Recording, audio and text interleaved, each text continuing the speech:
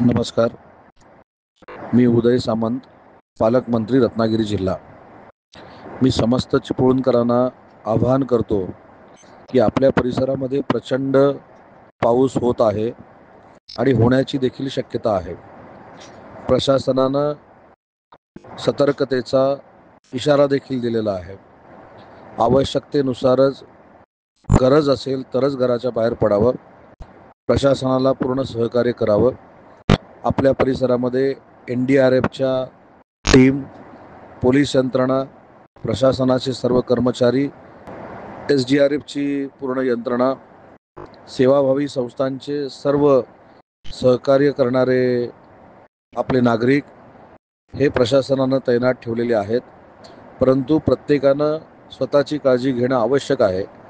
प्रचंड पाऊस असल्यामुळं प्रत्येकानं स्वतःची काळजी घ्यावी आणि प्रशासनाला सहकार्य करावं एवढीच पालकमंत्री या नात्यानं मी आपल्याला विनंती करतो.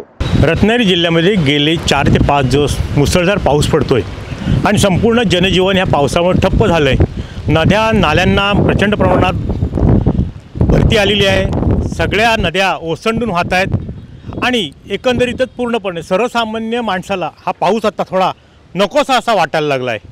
त्याचं कारण असं आहे की गणेशोत्सव 27 तारखेला, त्याच्या अगोदर बाजारपेठमध्ये खरेदीसाठी ग्रामीण भागातून येणाऱ्या लोकांना आपल्या गणरायाच्या स्वागताचं असलेलं सामान साहित्य खरेदी करता येतील ह्या आशेने व्यापारी वर्गसुद्धा कुठेतरी आनंदित होता. पण ह्या गेल्या 4-5 दिवस पडणाऱ्या पावसामुळे सुद्धा त्यांच्या चेहऱ्यावरती सुद्धा थोडीशी भीती निर्माण झाली, नाराजी निर्माण झाली की कधी हा पाऊस जातोय आणि ग्राहक वर्ग बाजारपेठमध्ये येतोय. एकंदरीत रत्नागिरी जिल्ह्याचा विचार केला तर साधारणपणे गेल्या 1 मे 1925 पासून साधारणपणे या जिल्ह्यामध्ये पडणारा पाऊस आजपर्यंतची आकडेवारी अशी सांगते की जवळ 3 जणांचा ह्या पावसामध्ये मृत्यू झाला आहे. पूर्णतः कच्ची घरं 4, गोटे 10 यांचं नुकसान झालं आहे. अंशतः कच्ची घरं त्यांची 167 घरांना त्याचा पावसाचा तडाखा बसला आहे. गोटे जवळजवळ 61 पूर्णपणे अंशतः त्यांचं नुकसान झालं आहे. 10 मोठी आणि 1 लहान जनावर याच्यामध्ये मृत्युमुखी पडलं आहे ह्या पावसाळ्यामध्ये, चालू पावसाच्या हंगामामध्ये. ना त्याचबरोबर मालमत्तेचं नुकसानसुद्धा मोठ्या प्रमाणात झालं आहे. जवळजवळ शाळांचं नुकसान 15 झालं आहे, अंगणवाड्या 3 आहेत, 39 रस्त्यांचं नुकसान झालं आहे जे वाहतुकीच्या दृष्टीने अत्यंत महत्त्वाचे असतात. संरक्षक भिंत त्याच्यामध्ये समावेश आहे. 6 पूल मोऱ्या यांचं नुकसान झालं आहे. 3 साकव जे दोन्ही गावाला जोडणारे असतात आणि कोकणात ते फार महत्त्वाचे असतात, त्या 3 साकवांचं सुद्धा नुकसान झालं आहे. त्याचबरोबर इलेक्ट्रिक सर्वसामान्य घरी जो वीज पुरवठा होतो त्या महावितरणच्या 52 विद्युत खांबांचं नुकसान झालं आहे. 4 ट्रान्सफॉर्मर त्यामध्ये नादुरुस्त झालेले आहेत. 4 विहिरीचं नुकसान झालेलं आहे. साधारणपणे ह्या सगळ्या आकडेवारी पाहिली तर साधारणपणे 5.5 ते 6 कोटीचं नुकसान 1 मे पासून आजपर्यंत पडणाऱ्या पावसामुळे झालेलं आहे. गेल्या 4-5 दिवसात पावसाने जोरदार तडाखा दिल्याने आंबा घाटामध्ये सध्या एकेरी वाहतूक चालली. काल आंबा घाट काही भाग कोसळला होता. बांधकाम विभागानं त्या दृष्टीने प्रयत्न केले गेले. चांदेराईमध्ये आत्ताची परिस्थिती अशी आहे, चांदेराई हरचिरीमध्ये पाणी भरलं आहे. रस्त्यावरची वाहतूक पूर्णतः बंद झालेली आहे. त्याचबरोबर अणुस्कुरा घाटात सकाळी 6:30ला दरड पडली होती, पण बांधकाम विभागाच्या उपअभियंता, कार्यकारी अभियंता, शाखा अभियंत्यांनी मेहनत घेऊन JCB सहाय्याने तो दगड बाजूला केला आहे.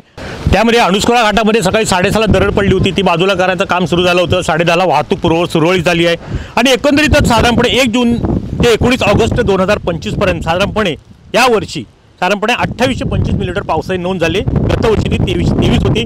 एकंदरीत जिल्ह्याची अतिवृष्टीची परिस्थिती, सतत पडणारा पाऊस यामुळे नेमकं जिल्ह्यामध्ये काय चाललं आहे, कशा प्रकारचं वातावरण आहे याची पालकमंत्री उदय सामंत वारंवार जिल्हा प्रशासनाकडून माहिती घेत आहेत आणि त्या बाबतीतल्या संबंधितांना सूचना देत आहेत की जेणेकरून सर्वसामान्यांना ह्या पावसाचा त्रास होऊ नये. पण एकंदरीत आजही वादळी वारे वाहत आहेत. वाऱ्यांचं प्रमाण ह्या पावसाळ्यामध्ये अधिक जास्त जाणवतं आहे आणि गेल्या 5-6 दिवसामध्येच संपूर्ण जनजीवन विस्कळीत झाल्यामुळे बाजारपेठेमध्ये शुकशुकाट आहे.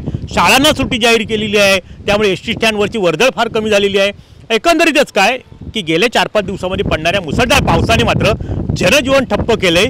नद्या नाल्यांना पूर आलेत आणि ग्रामीण भागातला सुद्धा संपर्क म्हणावा तितक्या प्रमाणात आहे, पण काही ठिकाणी तो संपर्कसुद्धा तुटलेला आहे.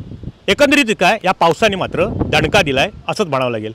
टाइम डिजिटल करता किशोर मोरेसह शुभम पवार, रत्नागिरी. टाइम्स डिजिटलला लाईक करा, शेअर करा, सबस्क्राईब करा आणि बेल आयकॉन दाबायला विसरू नका. Times digital.